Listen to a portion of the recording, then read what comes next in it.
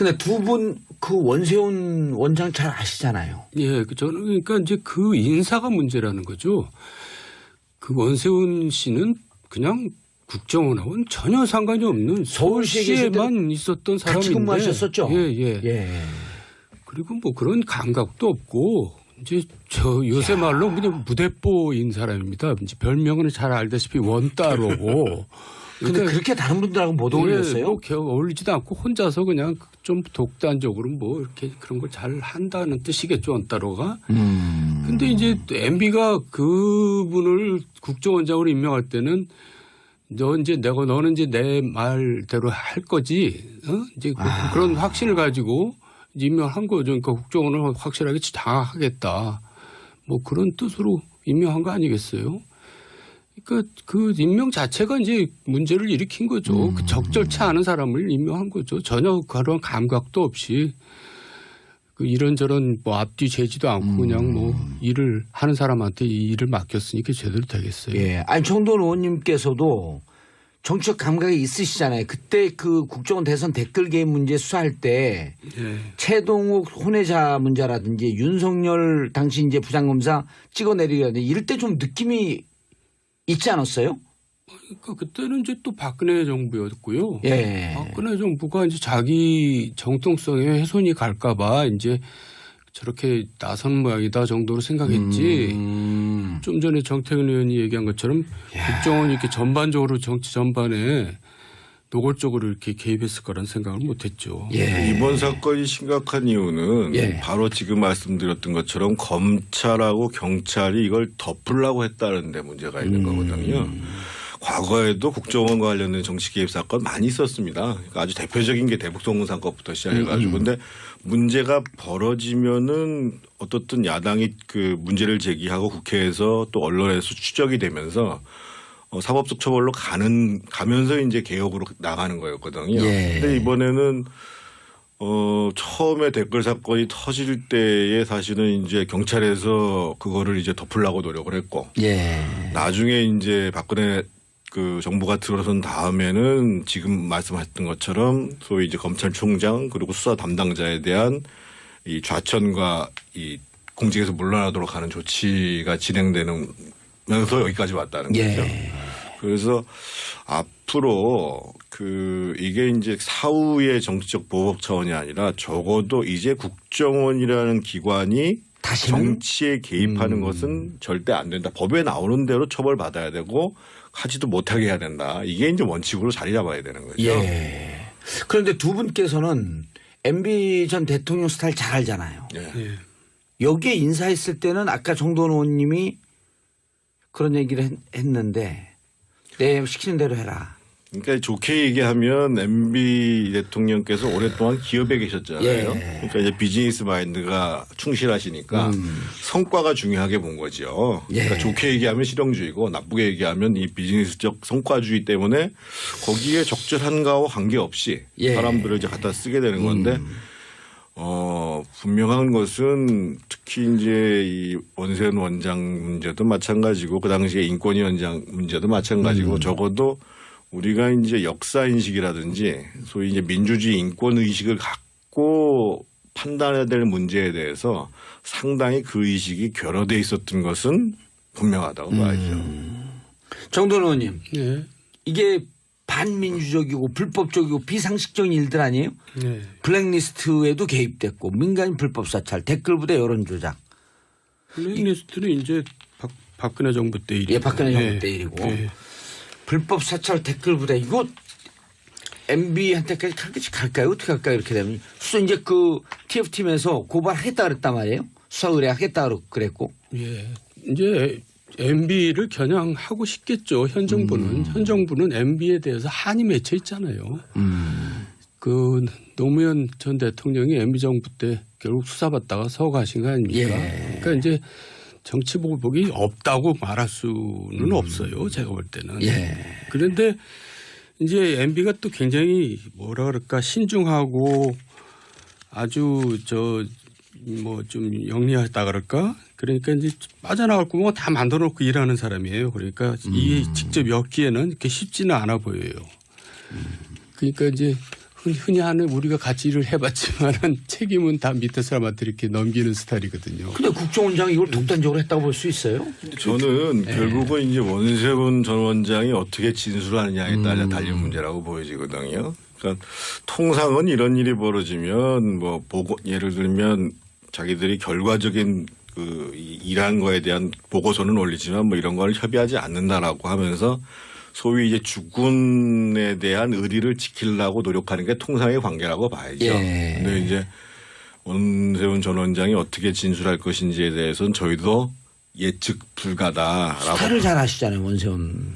아니, 그러니까 지금 상황이 지금 스타일로만 판단하기가 어려운 상황이니까요. 근데 묘한 얘기가 두 개가 엇갈리는 얘기를 했어요. 한 번은 재판받을 땐 내가 독단적으로 한 일이다. 그러니까요. 근데 이제 최근에 와갖고는 이제 이 문건이 나오니까 국정원장이라고 하는 게 그렇게 혼자서 하는 일은 아니다. 그러니까 이번 재판에서는 결국은 이제 결심이 이미 된 상태고 예. 8월 30일 날 선고를 하게 그렇죠. 되잖아요. 예. 그래서 이 사건 자체를 추가로 기소하거나 할 수는 없어요. 왜냐하면 그 피의자의 반론권 문제가 부장이 안 되는 문제니까 예. 결국은 이제 이번 판결에 영향을 미치는 걸로 끝날 것이고 다만 별도의 이제 추가 기소라든지 기소. 뭐 이럴 때 이제 어떻게 할 것인가의 문제인데 저는 그 명료하게 뭐 대통령이나 청와대가 개입했다라는 증거가 나오지 않는 이상은 전직 대통령을 바로 조사하려고 하는 것 이거는 쉽지 않다.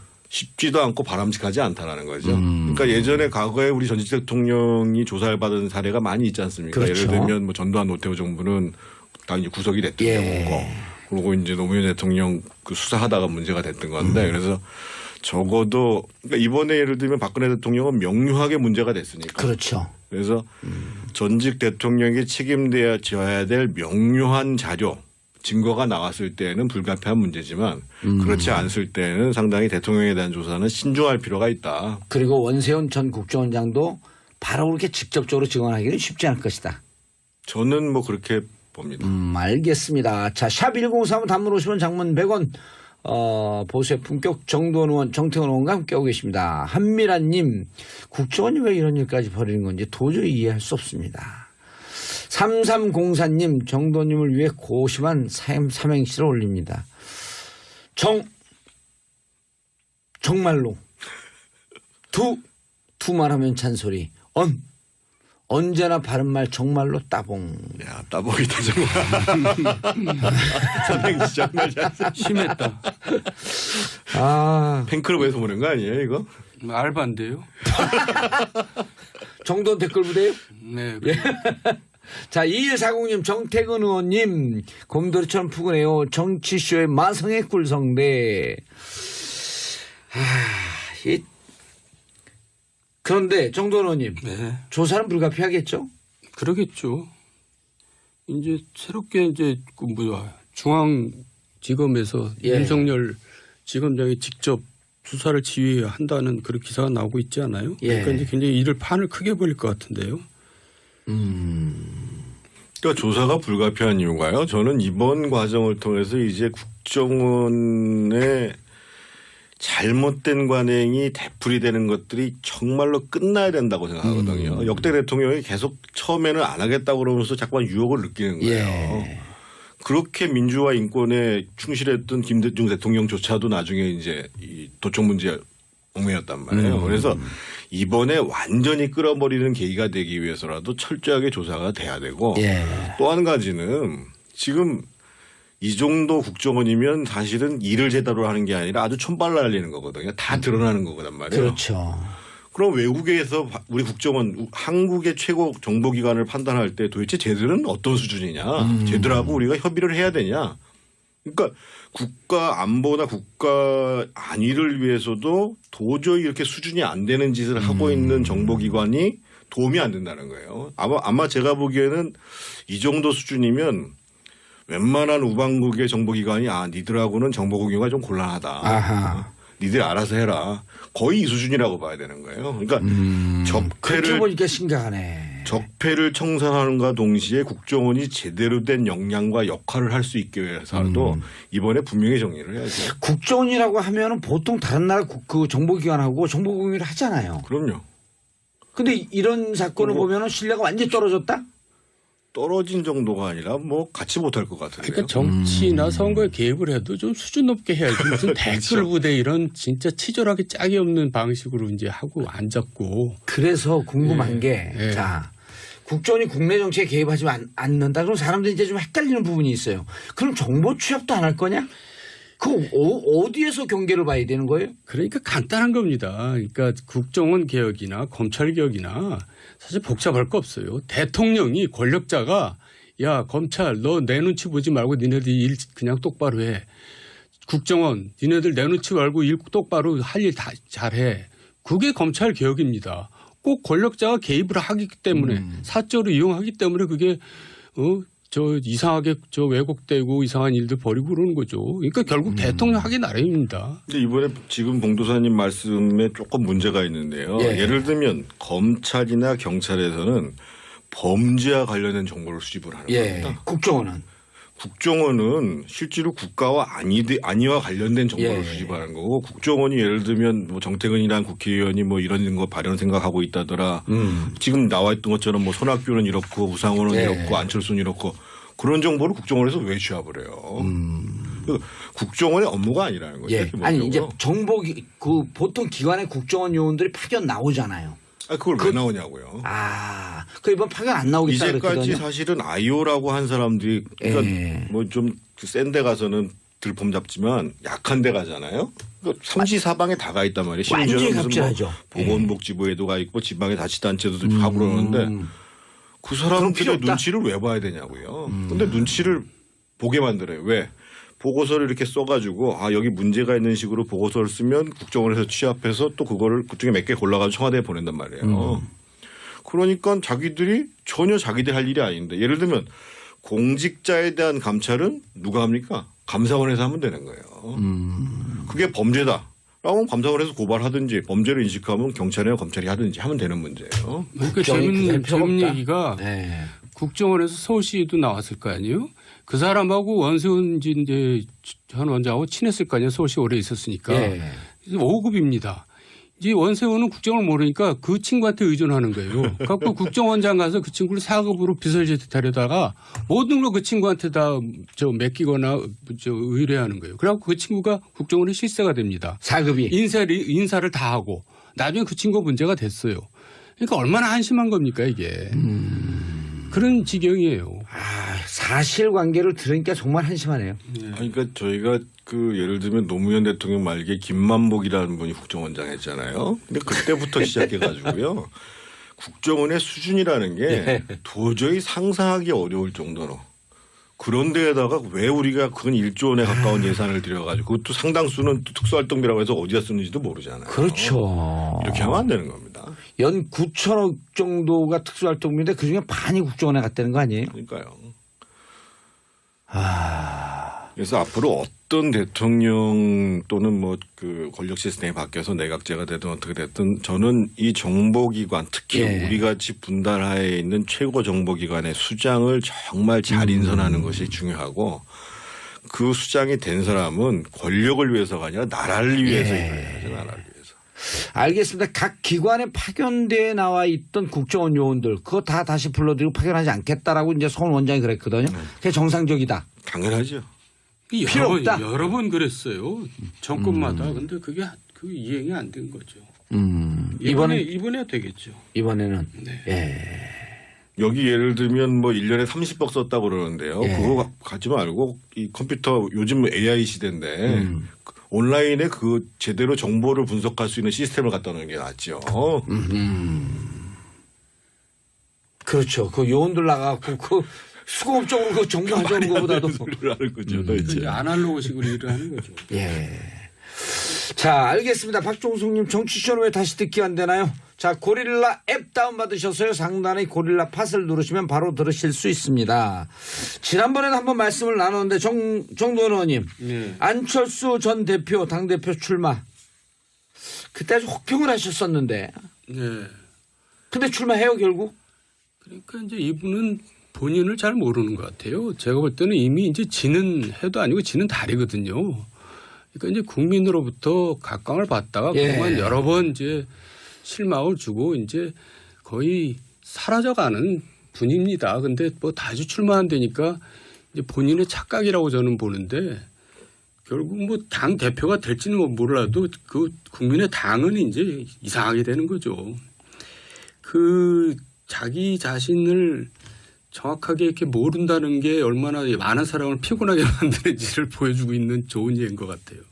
저는 좀 제가 이제 안철수를 위한 변명, 안철수를 위한 재언을 한다 그러면, 그러니까 지금 뭐 시기적으로 굉장히 복귀가 빠르긴 하죠. 근데 과거에 이해창 총재 같은 경우도 97년 대선 패배한 다음에 그 다음에 있었던 8월 전당대회 때 복귀를 한 거거든요. 그래서 물론 이제 김대중 대통령은 거의 한 2년 반 이상의 시간을 보냈었고 뭐 이제 이 문재인 대통령도 마찬가지죠. 그래서 근데 복귀의 시기가 빠르냐 안 빠르냐라는 것이 아니라 복귀하는 과정이 자기한테 도움이 되는가 안 되는가가 더 중요한 문제인데 결국은 다시 복귀한다라고 했을 경우는 그 사람의 리더십의 변화가 왔다라는 것을 국민이 인정해 줘야 되잖아요. 그렇죠. 그렇기 위해서 시간을 두는 거란 말이에요. 근데 문제는 지금 이제 안철수 후보가 다시 복귀하겠다고 하는 것 자체가 문제가 아니라 복귀하는 과정에 있어서 그래도 안철수가 상당히 변했다. 그 리더십의 발전이 있었다라는 것을 보여줘야 되는데 그것이 전혀 안 보이니까 그러니까 이제 우리 정돈 선배가 자꾸만 땡쳤다. 지는 애다 이런 얘기를 하는 건데 저는 사람이 변하는 건 쉽지 않지만 결국은 어떠한 명분을 내거든지 안철수 의원이 정치를 계속하기 위해서는 특히 이제 이 대표라는 데 복귀하기 위해서는 내 리더십의 변화에 대해서 국민들한테 실감나게 보여주지 않는 이상은 안 된다. 이런 말씀 당내에서 지금 그 전당대회에서 강력하게 당 소속 현역 의원들이 반대를 하고 있잖아요. 지금 때가 아니다. 그 이제 정돈 의원님하고 그분들하고 생각이 다르든 아니면 그 이유가 좀 다르든 어쨌든 반대하는 세력이 당에서 이렇게 강력하게 존재하고 있거든요. 그리고 언론 보도에 따르면 가장 측근이라고 했던 박선수 의원이 반대하다가 지금 서로 뭐 등을 돌리는 과정까지 갔다 그러잖아요. 그러니까 이분의 가장 큰 문제는 이분 주변에 이제 핵심으로 있었던 분들이 계속 떨어져 나가는 과정들을 반복하는. 저는 이분 주변에 있던 사람을 그래도 다 아는 편이잖아요. 저는 좋은 얘기를 들어본 적이 한 번도 없어요. 어쩌면 그럴 수가 있을까요? 자기가 같이 모시고 일했던 사람에 대해서 다 이렇게 좋은 얘기도 하고 그러는 건데 한 번도 좋은 얘기를 들어본 적이 없어요. 그러면서 지금 불과 보름 전에 뭐 자기가 이제 뭐 반성을 한다고 그래놓고는 출마를 한다는 게 너무나 좀 앞뒤가 안 맞는 거거든요. 그러니까 한 뭐 반년이나 1년 지난 다음에 야 요새 안철수 뭐 하나? 안철수가 많이 변했나? 뭐 그럴 때 나타나는 거 상식이지. 그새를 못 참고 그러니까 내가 볼 때는 마지막 안간 힘을 써보는 건데 제가 볼 때는 뭐 종쳤습니다. 그 아까 이제 그 일부에서 장윤성 기자가 예를 들면 이제 안철수 리더십 관련해서 이제 소통이 부재하다, 뭐 나르시스트적이다, 뭐 이런 말씀 많이 들었는데 결국은 제가 보기에는 정치적 컨텐츠 그리고 정치적 판단 능력의 문제라고 보여지거든요. 이번에도 참 답답한 게 보면은 이제 당의 생존을 위해서 복귀를 한다 이렇게 명분을 내세웠단 말이에요. 그러면서 제3당 다당제 이렇게 얘기를 하는데 예를 들면 바른정당의 이해운 대표조차도 3당이니 뭐 이런 얘기를 하는 게 아니라 자유한국당은 보수가 아니다. 진정한 보수가 될 사람들은 우리다. 바른정당이다. 이렇게 얘기를 한단 말이에요. 그러면 적어도 복귀의 명분을 삼으려면 뭐 3당 체제 무슨 뭐 다당제 이렇게 얘기할 것이 아니라 내가 나서서 나부터 바뀌는데 바뀌는 종착점은 문재인 정부를 대체할 수 있는 대한정당을 내가 만들겠다. 뭐 이렇게 얘기를 해야 이게 사람들이 좀 끄덕끄덕 하는데 지금 별로 이해가 안 돼요. 아무 의미 없이 국중주의 얘기하다가 또 제3당 얘기하다가 이러니까 이분이 시기에 맞게 얘기할 수 있는 정치적 내용 판단 이런 문제에 대한 신뢰를 도저히 할 수가 없다는 거예요. 그래서 지금 이분이 이제 대표가 될지 안 될지는 모르겠습니다. 제가 보기엔 대표가 될 가능성이 된다 그러잖아요. 그게 더 문제라는 거 아니에요? 높을 것 같은데 결국은 남는 문제는 그럼 리더로서 그런 정치적 능력, 그런 판단력과 정치적 내용 이거를 어떻게 갖추냐가 문제인데 단기간에 쉽게 갖춰지기가 어려울 것 같아요. 예. 정돈 의원님. 종 쳤다 그러지 마시고 지금 종은 두 번 쳤거든요. 지난번도 쳤고 오늘 쳤는데 국민들이 도저히 납득이 안 돼요. 그러니까 그 정치에 보면 제가 볼 땐 친화적이지 않은 분이에요. 정치에 친화적이 아니라 정치 안 하는 게 안 낫겠다. 맞는 사람이고. 예. 그래서 이제 이분한테 많은 관심을 보였던 거죠. 이제 새로운 정치를 해봐라. 그런데 너무나 정치스럽게 정치를 계속해요. 요번에 뭐 복귀한 내용도 그렇잖아요. 나를 위해서가 아니라 당을 위해서 뭐 그것도 너무나 정치스러운 얘기 아닙니까? 많이 듣던 얘기. 예. 그 이런저런 뭐 앞뒤 재지도 않고 그냥 뭐 일을 하는 사람한테 이 일을 맡겼으니 그게 제대로 되겠어요. 예. 아니 정돈 의원님께서도 정치적 감각이 있으시잖아요. 그때 그 국정원 대선 댓글 개입 문제 수사할 때 최동욱 혼외자 문제라든지 윤석열 당시 이제 부장검사 찍어내리려는데 이럴 때 좀 느낌이 있지 않았어요? 그러니까 그때는 이제 또 박근혜 정부였고요. 예. 박근혜 정부가 이제 자기 정통성에 훼손이 갈까봐 이제 저렇게 나선 모양이다 정도로 생각했지. 좀 전에 정태근 의원이 얘기한 것처럼 국정원이 이렇게 전반적으로 정치 전반에 노골적으로 이렇게 개입했을 거라는 생각을 못했죠. 예. 이번 사건이 심각한 이유는 예. 바로 지금 말씀드렸던 것처럼 검찰하고 경찰이 이걸 덮으려고 했다는 데 문제가 있는 거거든요. 과거에도 국정원 관련된 정치 개입 사건 많이 있었습니다. 그러니까 아주 대표적인 게 대북송금 사건부터 시작해가지고 근데 문제가 벌어지면은 근데 두 분 그 원세훈 원장 잘 아시잖아요. 예, 저는 그러니까 이제 그 인사가 문제라는 거죠. 그 원세훈 씨는 그냥 국정원하고는 전혀 상관이 없는 서울시에만 있었던 사람인데 같이 근무하셨었죠. 예. 그리고 뭐 그런 감각도 없고 이제 저 요새 말로 그냥 무대뽀인 사람입니다. 이제 별명은 잘 알다시피 원따로고. 근데 그렇게 다른 분들하고 못 어울렸어요? 뭐 어울리지도 않고 혼자서 그냥 좀 독단적으로 뭐 이렇게 그런 걸 잘 한다는 뜻이겠죠, 원따로가. 근데 이제 MB가 그분을 국정원장으로 임명할 때는 너는 이제 내 말대로 할 거지. 이제 그런 확신을 가지고 임명한 거죠. 그러니까 국정원을 확실하게 장악하겠다. 뭐 그런 뜻으로 임명한 거 아니겠어요? 그러니까 그 임명 자체가 이제 문제를 일으킨 거죠. 그 적절치 않은 사람을 임명한 거죠. 전혀 그런 감각도 없이.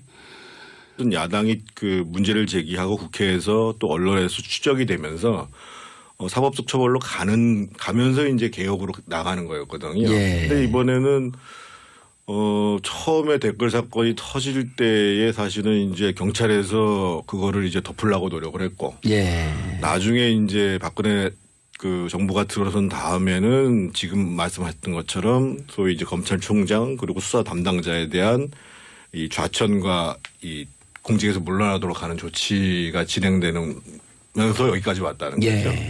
그래서 앞으로 이게 이제 사후의 정치적 보복 차원이 아니라 적어도 이제 국정원이라는 기관이 정치에 개입하는 것은 절대 안 된다. 법에 나오는 대로 처벌받아야 되고 하지도 못하게 해야 된다. 이게 이제 원칙으로 자리 잡아야 되는 거죠.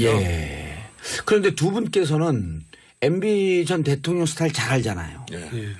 여기에 인사했을 때는 아까 정돈 의원님이 1대1이고 불법 사찰 댓글 부대 이거 MB한테까지 갈까요? 어떻게 할까요? 이렇게 되면 수사 이제 그 TF팀에서 고발하겠다 그랬단 말이에요. 수사 의뢰하겠다 그랬고.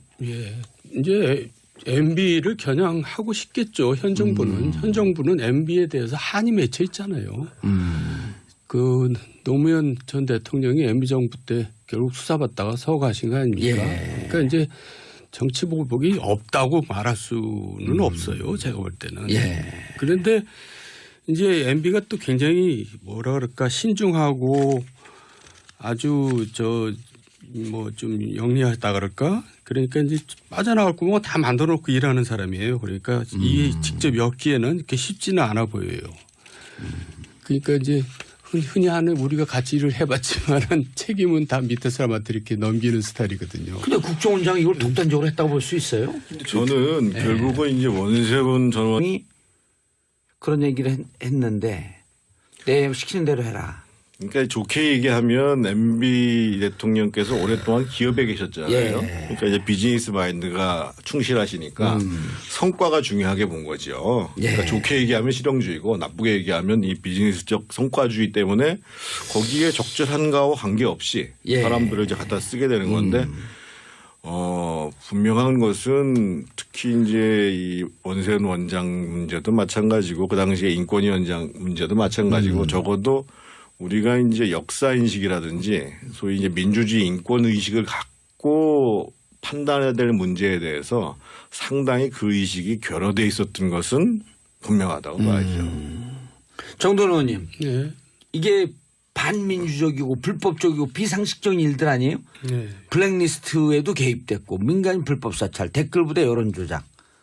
블랙리스트는 이제 박근혜 정부 때 일이 예, 박근혜